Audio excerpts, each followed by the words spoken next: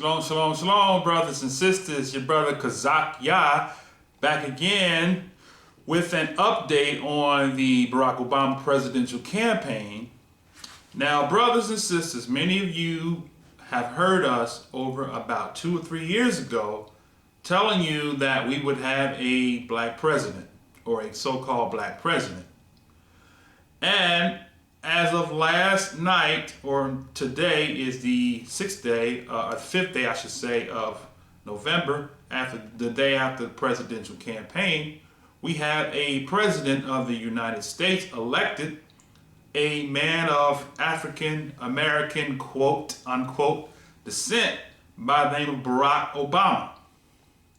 Now, we're going to show you, brothers and sisters, that according to the sacred books or the set-apart books, the prophecy has already been declared that we would have a president who would rise to the occasion, who would be the man who is anointed for this hour and for this season and for this purpose. Now, brothers and sisters, those of you that have been watching and seeing what's out there, I want you to understand that this man who has just recently been elected president has made the statement out of many, one. And brothers and sisters, you don't understand how much in prophecy that statement that he made is in the book. So we're going to show you some things out of the scriptures so you can understand that, brothers and sisters, it's not a coincidence that we have a president who is quote unquote black, who on his mother's side, I believe we can trace his lineage back to Esau. And on his father's side, we can trace his lineage back to Jacob. I want to read something out of the 2nd Esdras chapter, the 6th chapter of 2nd Esdras. And you can find that here in the 1611 King James Bible, 1611. And it reads in the 6th chapter, I should say, of 2nd Ezra, verse number 9. And it reads as thus: For Esau is the end of the world, and Yaacob is the beginning of it that followeth. Okay, so now, here's the question, brothers and sisters. Could it be possible that this man, Barack Obama, fulfills a dual prophecy, the end of Esau and the beginning of Yaacob, being that on his father's side, he is a descendant of the biblical Hebrew Israelites? Now, some of you said, well, brother, I thought Barack Obama was a Kenyan. Yeah. We need to understand, brothers and sisters, that we're talking about tribal people, okay? All of the people that live in Africa today did not originate in Africa. They are tribal people that migrated into the lands of Africa today, or Afri, which means black-faced people. So the Kenyans, brothers and sisters, if you trace their history, migrated into the country of Africa, but they have tribal roots. And the majority of them, I should say, because you have different tribes, have their origin in Hebrew, or what has become known as, in today's terminology, Hebrew. So I want you to understand, brothers and sisters, that the language of Swahili, which is a Hebrew dialect, how many of you, I'm sure you're familiar with the phrase kumbaya, okay? Kumbaya means come by here, Yah. That is a dialect of Hebrew. So Swahili is the language that Barack Obama's dad spoke in. He spoke in the language of Swahili, okay? Now, as we just read in 2nd Ezra chapter 6, I should say, verse 9, it says that Esau is the end of the world, all right? And Jacob is the beginning of it that followed. So here we have a man, brothers and sisters, that fulfills a prophecy of the end of one age and then the beginning of another age, okay? Now, here's the thing, okay? There's a lot of questions about this president-elect. Well, I mean, I'm not going to go to the extent and say that he is a man of sin, But we don't want to count him out because we have to look and see what prophecy says that would happen. All right.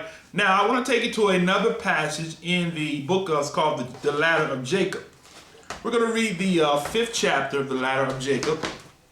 And those of you that don't have it, you can order this is the pseudepigrapha. I actually don't have the cover of it, but it's a pseudepigrapha. You can order this from Amazon.com. We will actually put the link up on the website. You can get this. If we look at the 5th chapter, I should say, of the Testament or the Ladder of Yaacob, or the Ladder of Jacob, and this is actually in volume 2. You can go to the library and you can make a copy of this for your reference if you can't find a copy of this, the pseudepigrapha volume number 2. But it reads in chapter 5, it says, Thus he said to me, have you seen a ladder with 12 steps? Or you have seen a ladder with 12 steps, each step having 2 human faces, which kept changing their appearance. So now he says that the ladder had 12 steps, which had 2 human faces, which kept changing their appearance. So these 2 human faces, brothers and sisters, that kept changing their appearance were the people that the true children of Israel went into captivity. Okay? As we went from one transition in history to another, the guards was changed, if you will. The oppressor changed their faces, brothers and sisters. And that could be prophetically also with making a reference to from the maternal side versus the paternal side, from the mother's side versus the father's side. So he says the ladder is this age, okay? And the 12 steps are the periods of this age. So we're talking about 12 periods, brothers and sisters, of this age. 12 is times 2 is 24. 24, which is a number in scriptures that gives us, for example, we look in Revelation, talks about the 24 elders. Okay, 12, which is the 12 tribes, and 12 times 2, which is 24. So you have the 12 tribes and the 12 apostles, 12 tribes of Israel, the 12 nations of Israel from the Tanakh. And then you have from the Berith Hadash, you have the New Testament, you have the 12 disciples. Okay, the 12 disciples. So now he says here that the 12 steps are the periods of this age, okay? But the 24 faces are the kings of the un-Elohimly nations of this age. So we have 24 faces, okay? We have 12 steps, which represents the 12 periods of this age. Then we have 24 faces, which are the kings of the un-Elohimly nations of this age. So the true children of Israel was spoken to go into captivity under the 12 tribes, or the 12, I should say, the 12 periods, and the 24, as it says here, the 24 faces are the 24 kings. All right. Now, so it says, under these kings, the children of your children. Now, he's talking to Yaacob or Jacob, saying the children of your children and the generations of your sons will be interrogated. That has happened, and it is continuously happening. So that the children of Israel, watch we said, will be interrogated. These will rise up against the iniquity of your grandsons, okay? And this place will be made desolate by the 4 sins. So we have 4 beasts. We're going to get there in a second. It said that this would be made desolate by the 4 sins. Through the sins of your grandsons and around the property of your forefathers. See that? A palace will be built, and a temple in the name of your Elohim and of the Elohim of your fathers. So remember that King Shlomo, the son of David, came on the scene and built the temple in honor to the name of the Most High Yah. All right? So he says, and in the provocations of your children, it will become deserted by the 4 sins of this age. Now, the 4 beasts, which we're going to deal with in a minute in the 7th chapter of the book of Daniel. All right. For you saw the first four busts, or first four beasts, which were striking against the steps, angels ascending and descending, and the beasts amid the steps. The Most High, watch this, brothers and sisters, will raise up kings from the grandsons of your brother Esau. See that? So he said that he would raise up kings from the grandson of your brother Esau. Now, Herod, who was one of the persons in power during the time of the Mashiach, ruled in Jerusalem, was a ruler. He is an Edomite, brothers and sisters. Now, we can trace all of the kings of England back to Edomite bloodline. I did the research. You can do it yourself. You can trace the lineage of all of the kings of England, French, Spanish, Irish. You could trace those kings back. As a matter of fact, I went through the lineage of Mary Tudor, who was the mother of King Iames, known in contemporary times as King James, the translator of the King James Bible. Okay, his mother, you can trace that lineage all the way back to Esau. So he says here, the Most High will raise up kings from your grandsons of your brother Esau, and they will receive all the nobles of the tribes of the earth, who will have maltreated your seed. So now, that's conspiracy. If you go to Psalms 83 rather, where he says, I think it's Psalms 83, where he says, let me just go there right quick. Okay, Psalms 83. Look at verse 5. He says, for they have consulted together with one consent. They are confederate against thee. Verse 3 says, they have taken crafty counsel against thy people and have consulted against the hidden ones. Who are the hidden ones? Those of us that don't have a label as far to who we are. We've embraced terminologies like African Americans. Verse 4, they have said, come, let us cut them off, that the name of Israel might be no more in remembrance. And that's what happened to us, right? We lost the remembrance of who we are as a people. Then he says, for they have consulted together with one consent, they are confederate against thee, the tabernacles of Edom, and the Ishmaelites, Moab, and Hagarenes.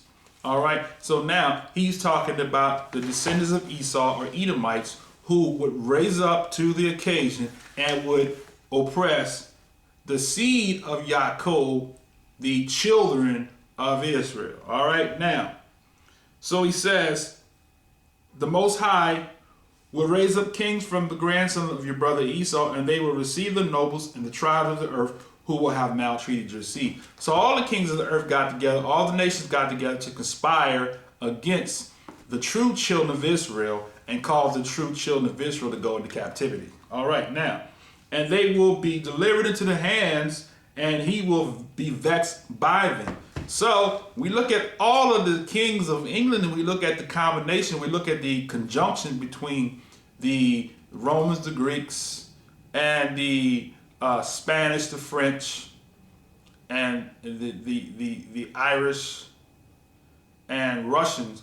All of these nations, because when you look at Russia, that's a whole nother lesson, brothers and sisters, but the Ashkenazi Jews came from that bloodline, from that stock. All right, so he says that all of the nobles of the earth will have maltreated your seed, and they will be delivered into his hands, and they will be vexed by them, and he will hold them by force. Okay, that talks about the trade, the slave trade, how that the so-called African Americans, blacks, went into captivity via the transatlantic slave trade. All right, and they will rule over them, and they will not be able to oppose him until the day when his thought will go out against them to serve idols and offer sacrifices for the dead. So that's talking about Kabbalah. All right, Kabbalah. This is what the practices that Edomites are involved in, Kabbalah and what's called Jewish mysticism. All right, now, he will do violence to all those in the kingdom and who will be revealed in such guilt, both the high man from your tribe and know, Yaacob or Jacob, that your descendants shall be exiles in a strange land. Now, we understand that that happened once in the land of Mizraim or Egypt, but here he says that no, that they will be exiles in a strange land. Now, Egypt was not a strange land, but here we find a strange land or unidentified land, which would be the lands of captivity, i.e. the United States of America, North and South America, the islands, and various places, all right? And they will afflict them with slavery and afflict wounds. Now, brothers and sisters, we look at the lynchings and so forth in this country. This is fulfillment of prophecy spoken right here in the ladder of Yaacob, or ladder of Jacob. And he said, they will afflict wounds on them every day. But Yahweh will judge the people for whom they slay. Now, for the sake of time, I'm not going to go there, but Yael or Joel chapter 3 breaks that down. Okay, he said that I will bring all nations down to the valley of Jehoshaphat, and I will judge them there for my people Israel, for my heritage, whom you have scattered among the nations. You sold a girl for bottled wine, and you sold a boy for a prostitute. That's what he said.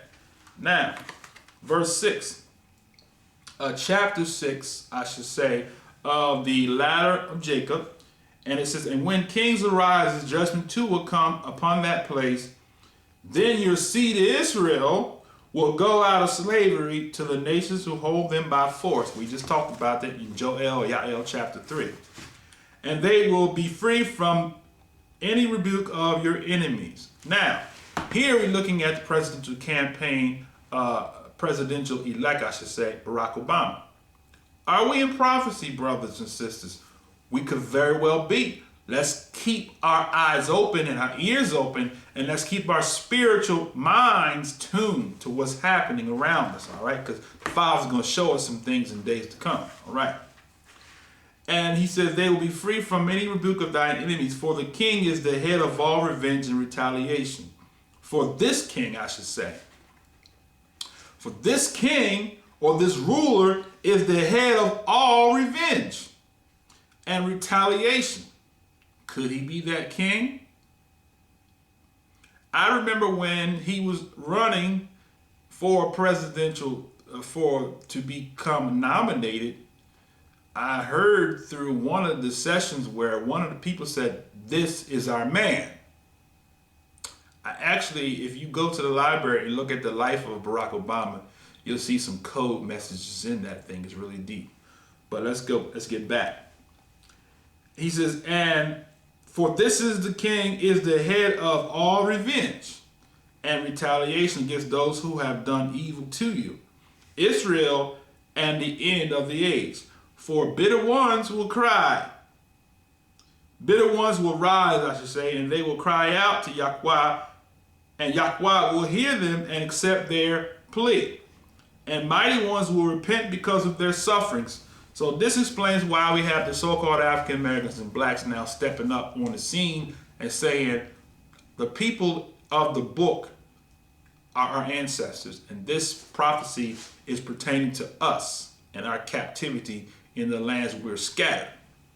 So then he says, and the mighty one will repent because of their sufferings, for the angels and archangels will hurl their bolts of lightning before them for the sake of the salvation of your tribe. So now we're talking about signs in the heaven. We're talking about tsunamis. We're talking about hurricanes. We're talking about storms and all different types of signs that the Most High said that he would give, because he's trying to free our people out of this captivity. All right, those that have cried, their cry has reached unto heaven. All right, now, so he says, and you will gain the mercy of the Most High. Then your wives will bear many children, and afterward Yahweh will fight for your tribe through great and terrible signs against those who made them slaves. Now, I don't have time to go there, but if you go to Zechariah chapter 14, you'll see some more signs happening there where he says that the heavens will be shaken. All right, he says he's going to bring all nations against Jerusalem. And when he brings all nations against Jerusalem, that is the beginning of the end of the reign of the Gentiles. All right, now. He filled their storehouses, and they will be found empty. Their land swarmed with reptiles and all sorts of deadly things. Now, there's a prophecy in the book of Yechezkel or Jeremiah, I'm not exactly sure which particular one it is, where he talks about he's going to make a place of graves in Israel for the people that he's going to kill, the descendants of Esau that are holding the land, and they're going to be driven out the land, and they're going to be slain by the multitudes. All right, and the place is going to be called Ham God. And there will be earthquakes and much destruction. All right. So in Zechariah 14, Zechariah 14, you'll see that he said there will be great destruction, or will be great destruction and earthquakes. All right. And Yahweh will pour out his wrath against Leviathan. Who is Leviathan? Satan, Hasatan, the devil, the accuser. All right. He will rise with the wrath of Yah, or of the Elohim, or the mighty one of mighty ones, the sovereign of sovereigns, by his pride. And then your justice will be revealed. Yaacob and your children who are after, or who are to be after you, who will walk in your justice. And then your seed will sound the horn, and all kingdoms of Edom will perish together with the peoples of Moab. See that? So those of you brothers that want to believe that you're Moors, he's talking about the seed of Esau, which is the Sephardian Jews, which are the descendants of Esau, and also Syriac Jews, or descendants of Moab, or Syria. Okay, he says that their kingdom will perish together with all the peoples of Moab. Now let's look at verse 7, chapter 7. And as for the angels you saw descending and ascending the ladder in the last years, there will be a man from the Most High. Watch this, brothers and sisters, it gets juicy. And he will desire to join the upper things with the lower things. Watch this now. And before his coming, your sons and daughters will tell about him, and young men will have visions about him. Such will be the signs at the time of his coming. A tree cut with an axe will bleed 3 months. Old babies will speak understanding. A baby in the womb of his mother will speak of this way. A youth will be like an old man. And then an expected one will come, whose path will not be noticed by anyone. Are you hearing this, brothers and sisters? Let me read that again. He said, and then the expected one will come, whose path will not be noticed by anyone. Brothers and sisters, we have a presidential campaign who came up on the scene, and he just came out of nowhere, and now he's the president of the United States of America elect. Is that prophecy, or is that coincidence? I don't think it's a coincidence, brothers and sisters, but let's continue. Then the earth will be glorified, receiving heavenly glory. What was above will be below also, and from your seed will bloom a root of kings. It will emerge and overthrow the power of evil. And he himself will be the Savior for every land, and rest for those who toil, and a cloud shading the whole world from the burning heat. For otherwise the uncontrolled will not be controlled. If he does not come, watch this now, the lower things cannot be joined to the upper. At his coming, the idols of brass, stone, and any sort of carving will give voice for 3 days. They will give wise men news of him, and let them know what will be on earth. By a star, those who wish to see on earth him whom the angels do not see above will find the way of him. Then the Almighty will be on the earth in body and embraced by corporal arms. He will restore human matter, and he will revive Kawa, that's the mother of all living, who died by the fruit of the tree. Then the deceit of the impious will be exposed, and all the idols will fall face down. For they will be put to shame by the dignitary, for because they were lying by means of hallucinations, henceforth they will not be able to rule or to prophesy. Honor will be taken from them, and they will remain without glory. For he who comes will take power and might, and will give Abraham the truth which he previously told him. Everything sharp he will make dull, and the rough will be smooth. And he will cast all iniquities into the depths of the sea. He will work wonders in heaven and on earth, and he will be wounded in the midst of his beloved house. And when he is wounded, the salvation will be ready, and the end of all perdition. Look at that. For those who have wounded him will themselves receive a wound, which will not be cured in them forever. And all creation will bow to him who was wounded, and many will trust in him, and he will become known everywhere in all lands, and those who acknowledge his name will not be ashamed. His own dominion and years will be unending forever.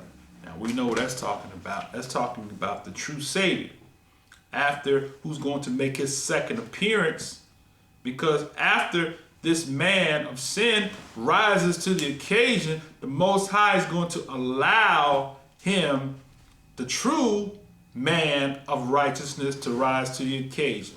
Now, brothers and sisters, I want to read something else out of the Pseudepigrapha volume number 1. Pseudepigrapha volume number 1 from the book of the Apocalypse of Eliyahu, or Elijah. And this is actually the second chapter of that book. And I want to start at verse 1. Okay, and it reads, "Furthermore, concerning the kings of Assyria and the dissolution of the heaven and the earth and the things beneath the earth. Now therefore those who are mine will not be overcome, says Yaacob." So you don't have to fear in this hour of the things that's going to come, because the Most High said that those brothers and sisters who are mine will not be overcome. So if we are in fact his, we will not be overcome by those things that are to come against us. Now watch this now. So he says, "Now therefore those who are mine will not be overcome, says Yaacob, nor will they fear in the battle," because we are about to be confronted with the battle. That's how they're going to kick out the New World Order, or the one world system. He says, "When they see a king who rises in the north, who will be called the king of Assyria and the king of injustice, he will increase his battles and his disturbances against Egypt. And the land will groan together because of your children will be seized. Many will desire death in those days, but death will flee from them." You see that? Now, that is similar to what we read in the book of Revelation, where he talks about in that day that they shall seek death, but death shall flee from them. Now, we know that didn't happen in the past, so that we know that's a future prophetic utterance. "And a king who will be called the King of Peace will rise up in the west." Now, brothers and sisters, when we think about this, where is the west on the earth? It seems like to me, brothers and sisters, we're talking about the United States of America. He says that he will rise up in the west, and he will run upon the sea like a roaring lion. He will kill the king of injustice, and he will take vengeance on Egypt with battles and much bloodshed. Now remember, brothers and sisters, when the so-called alleged 9/11 happened, and our president that's currently still in office said that we are going to go into Iraq and we're going to bring him to justice, right? So he's saying that this man he will kill the king of injustice, and he will take vengeance on Egypt with battles and much bloodshed. So now we have that northern king that came from the north, which would have been Saddam Hussein in prophecy, who came and was blamed, if you will, for the attack of 9/11. All right. Now, of course, we know the story that we were told that we were going to go get bin Laden and bring him to justice. But brothers and sisters, I want you to understand, it was all a hoax, brothers and sisters. All a hoax. So he says here, verse 9, it will come to pass in those days that he will command a peace and a vain gift in Egypt. Now, that's talking about this modern day Egypt, which is North America. He will give peace to those who are holy, saying, the name of Yahweh is one. See that? So now all of these so-called, if you look at the back of the dollar bill, you'll see it says, in G-O-D, we trust. All right? So all of the cultic, Luciferic, satanic religions have embraced that all of these names are in reference to the Most High. All right, how many of you have heard people say, oh, the Lord has many names? This is prophecy being fulfilled out of the mouth of the prophet Elihu or Elijah. He said, the name of Yahweh is one. He will give honors to the saints and an exalting to the places of the saints. He will give gifts to the house of Yah. Okay? Now, of course, it says a G-O-D. So these people that serve this particular king, he's going to give them what you call I'm trying to look for the terminology, where the government gives money. It's called empowerment is what it's called. Okay. He will wander around the cities of Egypt and Gaia without their knowing. He will take account of the holy places. So he's looking at the sanctuaries of the children of Israel, those people that are the elect seed of Abraham, Isaac, and Yaacob. He's counting those sanctuaries of those Sabbath keepers, those people that worship on the Sabbath or Shabbat, the seventh day, as the scripture said we're supposed to, brothers and sisters. He says he will take count of the holy places. He will weigh the idols of the heathens. He will take count of their wealth. So he's monitoring every transaction that takes place, brothers and sisters, with what's going on with us in the world. Watch what he says here. He will establish priests for them. See that? So his objective, brothers and sisters, is to turn all of the so-called religions under his, to place them under his power and control. And he will place in those, and he already has done that, he has placed men in those preacher or in those pastor or bishop positions to do his work. And they will be brought to the metropolis, which is by the sea, saying, there is but one language, but when you hear peace and joy exiting, he says, I will. All right, now. Then he goes and talks about what's called the evil son of the West. You say, brother, what are you reading from? I'm reading from the Pseudepigrapha, Volume 1, the Apocalypse of Elijah or Elihu. Now, I am at the 2nd chapter and verse number 17, and it reads, now I will tell you the sign so that you might know him, for he has 2 sons, and one on his right and one on his left. The one on his right will receive a demonic face. Or, it's kind of like when you say right wing. And he will fight against the name of Yah. All right. Now 4 kings will descend from that king. You see that? 4 kings will descend from that king. In the 30th year, he will come up to Memphis, and he will build a temple in Memphis. On that day, his own son will rise up against him and kill him. The whole land will be disturbed. You see that? Now, we've been getting kind of caught up in a whole lot of Egyptology, brothers and sisters. A lot of our brothers and sisters are falling by the wayside. to the study of Egyptology and Kemet. That's a whole other lesson.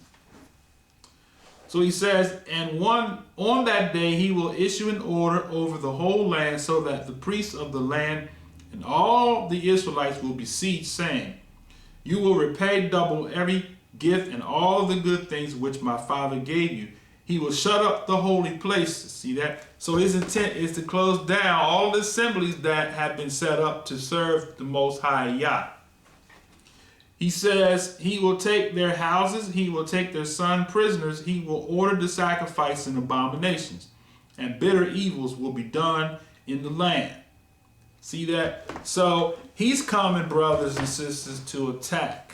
All right, now we've just read in the ladder of Yaacob that when the idolatry reaches to the height is when the Most High, when the fall is going to take place. All right? Now, he will order the sacrifice and abominations and bitter evils will be done in the land. He will appear before the sun and the moon. On that day, the priests of the land will tear their clothes. All right, see that? Now, in the 29th verse, he says, woe to you, O rulers of Egypt, in those days, because your day has passed. The violence being done to the poor will turn against you, and your children will be seized as plunder.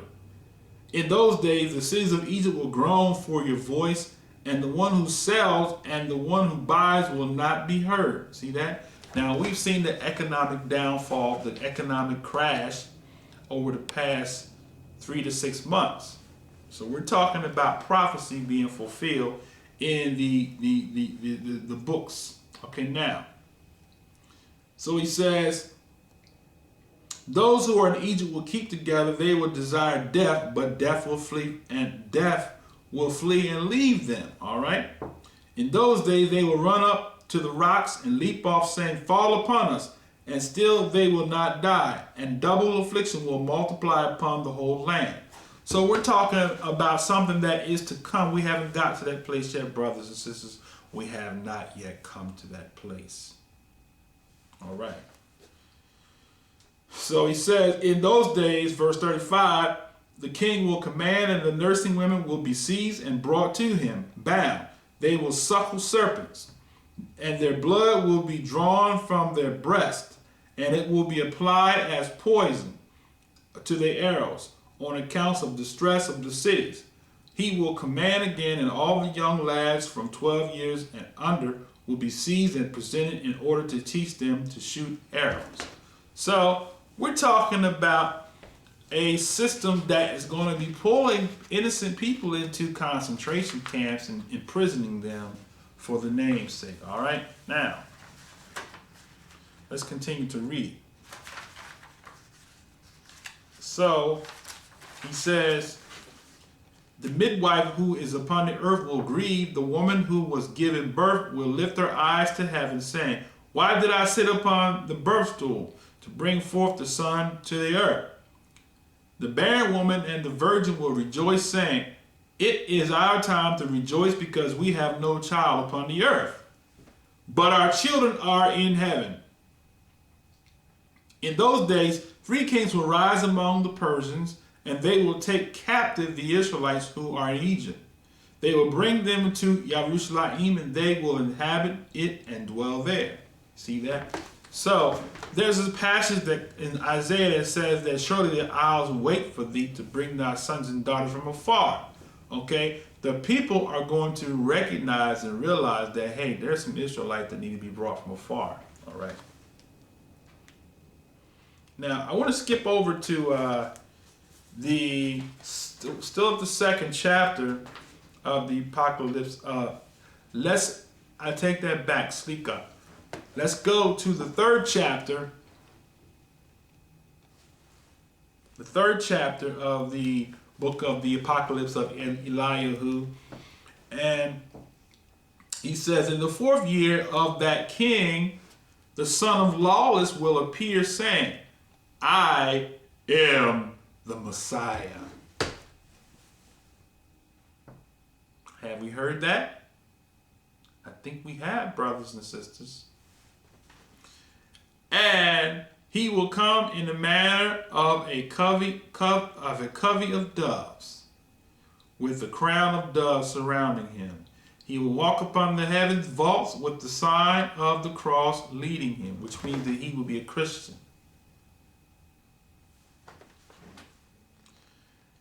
The whole world will behold him like the sun. Do we see this president elect being embraced? Generally speaking, by the popular vote, yes, we do. And he says the whole world will behold him like the sun. Now, there have been pictures of the president-elect with the sun behind his head, the helio, which means the sun of the sun, or S-U-N, sun worship. And the whole world will behold him like the sun, which shines from the eastern horizon to the western. This is how he will come, with all his angels surrounding him. Interesting, huh? Now, he says, but the son of Lawless will begin to stand again in the holy places. What holy places? All of the holy places of the religions of the world. It's called the coexist theology. All right? We all can coexist together. Universalism. That's what it is. So he says, he will say to the sun, fall, and it will fall. He will say, shine, and it will do. He will say, darken, and it will do. He will say to the moon, become bloody, and it will do. He will go forth with them by the sky. He will walk upon the sea and the rivers as upon dry land. He will cause the lame to walk and cause the deaf to hear. He will cause the dumb to speak. He will cause the blind to see. The lepers he will cleanse. The ill he will heal. And the demons he will cast out. He will multiply his signs and wonders in the presence of everyone. He will do the works which the Mashiach did. So this man of sin, who hasn't really yet really fully revealed himself, brothers and sisters, is going to have some power. And he says he will be able to do the same things that the Mashiach did when he walked the face of the earth. Isn't that powerful? Except for raising the dead alone. In this you will know that he is the son of lawlessness, because he is unable to give light. So he can't give light, but he will give all these signs and wonders, and people will flock to this man because of the signs and wonders that they see. All right. For behold, I will tell you his sign, so that you might know him. Listen to this, brothers and sisters. He is of a skinny-legged young lad. Now, brothers and sisters, Barack Obama, that's a skinny, long-legged dude, wouldn't you say? Skinny, long-legged lad having a tuft of gray hair. Now, there's a footnote here on the tuft of gray hair. And it says, hold on one second. It says the mark of Cain. So the tuft of gray hair is talking about the mark of Cain. All right, he says the mark of Cain. The anti-Messiah cannot change this sign. All right, so he's going to have the mark of Cain. What is the mark of Cain? The Most High put a mark on him so that people would know who he was. So now he's talking about that same spirit that was on Cain is going to be on this man. Right now you can't see it because the scripture says that Satan would disguise himself as an angel of light. Now, he says, and his eyebrows will reach unto his ears. Now, look at the pictures of Barack Obama's eyebrows. Don't he have some thick eyebrows that it says that it will reach from ear to ear? That's just simply meaning that he's got long, thick eyebrows.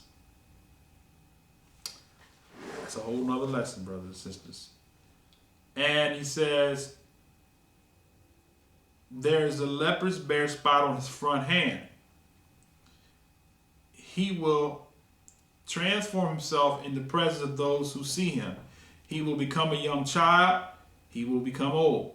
He will transform himself in every sign. Now, brothers and sisters, that's just basically talking about his diverseness. He will be all things to all people. But the sign of his head will not be able to change. Therein you will know that he is the son of lawlessness. You see that? So he's going to reveal, the Most High say he's going to reveal him by these signs. You will know that he is the son of lawlessness. Okay? You see that? So now, I want to stop there for our reading with regards to the pseudepigrapha books. A lot of good reading there. Don't be afraid to get into some of these books because the Most High put a lot of truth there for us to grab a hold of, to learn something. Now I want to read something that I'm going to close out here. If we go to the 13th chapter of Revelation, I'm going to read a few passages there and then we're going to close out. So he says, the first verse of the 13th chapter of Revelation reads, "And I stood upon the sand of the sea and saw a beast rise up out of the sea, having 7 heads and 10 horns. And upon his horns were 10 crowns. And upon his heads the name of blasphemy." See that? So the blasphemous name, brothers and sisters, I hate people say to me all the time, why is it important to call the Most High Yah? Because you have to understand his method of operation. He gave a name which is the protection for all those that believe in him. All right? So he says, upon his head is the name of blasphemy, and the beast which I saw was likened to a leopard, and the feet were like to the feet of a bear. So we got the leopard, we got Greece, bears, Medes and Persian, lions, Babylon. His mouth was as the mouth of a lion, and the dragon gave his power and his seat and great authority. So now we're talking about these world powers. We went in the reverse order, who the beast gave power to do what we're going to read here. All right, now. "And I saw one of his heads as it were wounded to death, and his deadly wound was healed, and all the world wandered after the beast. And they worshiped the dragon, which gave power unto the beast, and they worshiped the beast, saying, Who is like unto the beast? Who is able to make war with him?" Who's able to make war with this beast, brothers and sisters? "And there was given unto him a mouth speaking great things and blasphemies, and power was given unto him to continue 42 months. That will be 3.5 years or 3.5 years. "And they opened his mouth in blasphemy against Yah, to blaspheme his name." We got a lot of people out there, brothers and sisters, that's trying to tell you that Yah is a moon god. I rebuke that foul, unclean spirit. Come out of you, you little foul, unclean spirit. Yah is the creator's name, not the moon god, brothers and sisters. Don't you forget it. You know what? Give me a call. Give me a call. I want to talk to you who want to use that false, your little religious spirit self. You need to have the devil cast out of you. Going to proclaim that the Most High's precious name, Yah, is a moon deity. I'll slap the taste out your mouth with that. Let me get back. I defend the Father's name. Why do you think we say hallelujah? Huh? If that was a pagan name, do you think the Most High would allow that one phrase to be universal? Heck no. So stop with the madness, with all that foolish crap that Yah is the moon god. That's nonsense and that's deception. That's a lie. All right. So he says that he will blaspheme against Yah and blaspheme his name. Try to make his name worthless. Try to make his name vain, a violation of the 3rd commandment. And you're going to try to make the Most High's name vain? You little demon, you. Come out, you little demon. Faggot. Whatever. Brothers and sisters. Said, Kazaki, I'm getting on fire. That's right, because you get me fierce when you start talking about the Most High's name. I'm a defender of his name. I will defend his name to the death. How dare you? How dare you blaspheme the name of my Most High, the Most High Yah? How dare you, you little demon? Give us a call. And he says that he will blaspheme his name and his tabernacle and them that dwell in heaven. So this demon is going to blaspheme the name of Yah and blaspheme the tabernacle and blaspheme his Malachim, who protect, who preserve the name of the Most High Yah. And it was given unto him to make war with the saints, or the Israelites. That's what this man is doing, brothers and sisters. He hates Yah. He hates the name of Yah. So he is going to make war with the Israelites. And to overcome them, and power was given to him over all kindreds and all tongues and nations. See that? So we're headed where this false Messiah is going to get to the point where he's going to attack the name of the Most High and attack the people of the Most High and try to oppress the people of the Most High. He's going to be dealt with. All right, 8. The 13th chapter of Revelation, verse 8. And all that dwell upon the earth shall worship him whose names are not written in the book of life of the Lamb slain from the foundation of the world. So if your name is not written in the Lamb's book of life, you are going to worship this false Messiah. And people have started worshiping him already, brothers and sisters. I know I got a lot of good Christian friends I work with. Boy, they love them some Barak. They like, oh, he's our answer. Whew. Unbelievable, brothers and sisters, right in the book. If any man have an ear, let him hear. Verse 10. He that leadeth into captivity shall go into captivity. And he that killeth with the sword must be killed with the sword. Here is patience and faith of the Israelites. So he's giving us a warning, brothers and sisters. Listen to the warning he gives us in the 11th verse. And I beheld another beast coming up out of the earth, and he had 2 horns like the lamb, and he had spake as a dragon, and exercised all the power of the first beast before him, and caused the earth and them which dwell therein to worship the first beast, whose deadly wound was healed. And he doth great wonders, so that he maketh fire to come down from heaven on the earth in the sight of men. Look at that. So it causes fire to come down of heaven, okay? What is that, brothers and sisters? Control. It could be some type of freak of nature from the satellites in the heavens. But it's going to be some type of sign where this man is going to have people in fear and controlling them. Watch what he says here. And he doth great wonders, so that he maketh fire to come down from heaven. Verse 14. And deceiveth them that dwell on the earth. So everybody that dwell on earth is going to be deceived by this man, by the means of those miracles which he had power to do in the sight of the beast, saying to them that dwell on the earth, that they should make an image to the beast, which had the wound by a sword and did live. You see that? So now they're going to make an image to worship. Violation of the, I think, 2nd commandment. Thou shalt not have any graven images, okay? And he had power to give life unto the image of the beast, that the image of the beast should both speak and cause that as many as would not worship the image of the beast should be killed. See that? So he's going to make this image, and those that don't worship or bow to this image, he said he's going to kill them.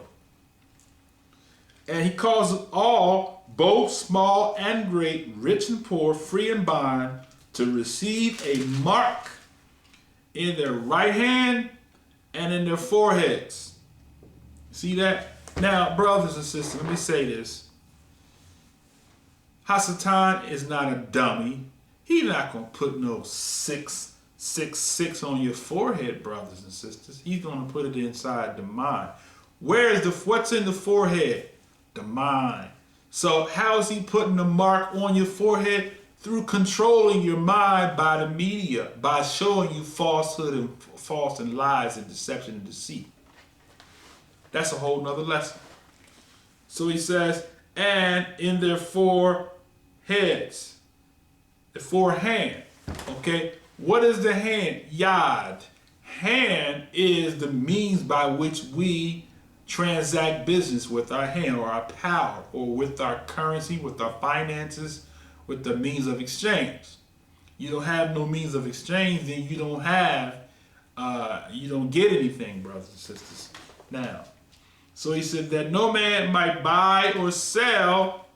See that? He breaks it down. You won't be able to purchase or sell using the hand. That's the mark in the hand. Having his currency, having his method of operation, whether it be a microchip or I don't know what it's going to be. It's going to be a combination of things that's going to bring it all together. All right? That no man might buy or sell save he have the mark of the name of the beast or the number of his name. Hearing his wisdom, let him that have understanding count the number of the beast. For it is the number of a man, and his number is 666. You see that? So that's the number of the beast. So you got the name, the number, and he said no man will be able to buy or sell except they have that mark. So brothers and sisters, this is the end for our update for the Barack Obama election campaign and the President-elect Barack Obama. Let's keep our eyes on him. Let's watch and see what prophecy is going to be fulfilled here. Let's watch those that are around him, those that are in his cabinet, those that he report to, because we're going to see in days to come prophecy being fulfilled right before our eyes. So don't be alarmed, don't be afraid. Just know that you overcome by the word of your testimony, embracing Yahshua HaMashiach, the Messiah, and the name that he came in, which is Yahshua. Yah means the self-existing one or the life source. Shua saves, and Wah gives life. Until the next time, may the blessings of the Most High Yah be with you and yours. Shalom, shalom, shalom.